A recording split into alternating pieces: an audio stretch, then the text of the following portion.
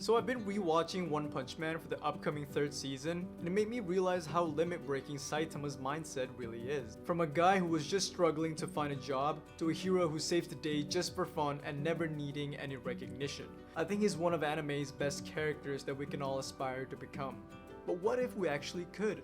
What if we could actually break our own limits just by learning how Saitama broke his? Well, today I'm going to take you with me as we explore Saitama's mindset that helped him break his limits. As a bonus, I'll also show you how he uses the same mindset to overcome things that are not physical. So let's start from the very beginning. In episode 1, we see that Saitama is walking aimlessly in the streets of Tokyo, not realizing the danger that is Crablante. We later find out that Saitama has just been rejected again for a job position, and that's why he doesn't care anymore what happens to him. But all of this changed when he saved the kid from getting mauled by Crablante, as if the dangers faced by others created a spark in his eyes. A spark that would later set him up on the path of becoming a hero. The kind of hero that he dreamt of when he was a kid. When he fights Crablante, he never thinks about the danger or how scary Crablante is. He just takes action in the direction that he wants. He never saw Crablante as this wall that he could never go through or a ledge that he could never reach. He sees it as a door that he could just open or a stepping stone to reach his goal.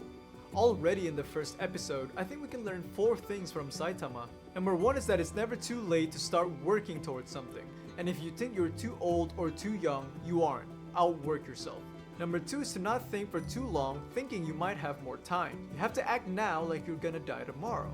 We can see this in practice when Saitama faced Crablante and how quick he was in making a decision to save the kid. Number 3 is to never see things you can't do now as things that you can never do.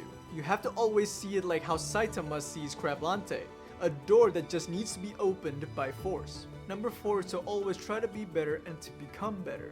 Because even after Saitama defeated Crablante, he still thought that he needed more training, which we can all see from the 3rd episode of season 1, where you could tell that Saitama was serious in explaining his training and how important it is in his journey to become a hero. I think we can learn a lot from how serious Saitama was in this scene, even when Genos, Dr. Genius, and Carnage Kabuto thought he was joking. When we saw Saitama training in the flashback scenes, you can tell that he was very focused on the present and on the training. He never questioned whether he was going to become the hero he dreamed of. He only focused on the steps and processes that would help him become one. Nothing else mattered to him. Even the pain and struggle that he faced weren't as strong as his focus and desire to become the hero he wanted to be. He never even realized that he was going bald, but by the time he realized it, he became stronger, faster, and more durable than any normal human being. Whether or not losing his hair was worth it is up for debate, but he did become the hero that he wanted to be. The kind that defeats the villains and saves. This immense focus on the present and on the process is what we can adapt for ourselves. So even though we might have different goals than Saitama, we can still achieve great things if we put in the effort to focus just like he did. This is what it means to be process-oriented. And if we combine the things that we learned from episode 1 and the things we learned here, you can tell that Saitama has what's called a growth mindset.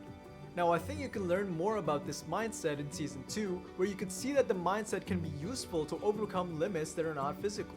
In the 3 years of his training, he was always focused on the physical aspect of becoming a hero.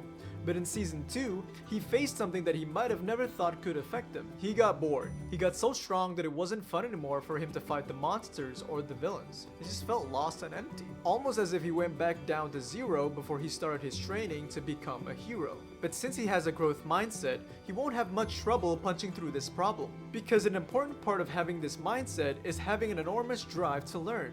This is exactly what he did when he first met up with King. Before he knew that King was lying about being the strongest man on Earth, Saitama was really curious about how King felt about the title, and asked, "Are you bored of fighting monsters? Maybe you're so strong and have fought so many that you just don't feel like it anymore. Come on, you can talk to me, dude." A question like this is a great start in overcoming any problems or limits that we all have. And later in the season, we get to see Saitama learning a great deal about being a hero by listening to King. Notice that Saitama never avoided taking advice from King, even though King is only pretending to be a hero. This is because someone who has a growth mindset won't discriminate where and whom they get their knowledge from. What matters to them is whether their knowledge can help them in any goal that they're currently pursuing. So even though Saitama achieved so many things in the first season, he's always thinking on improving himself to become a better hero. Whether that's through physical training or finding inspirations from others, he kept at it until he improves himself. And sooner or later, you'll realize that, hey, I don't think this guy has a limit that he can't break, and you'd be right. I believe we can all aspire to be like Saitama in our own way if we adopt a growth mindset.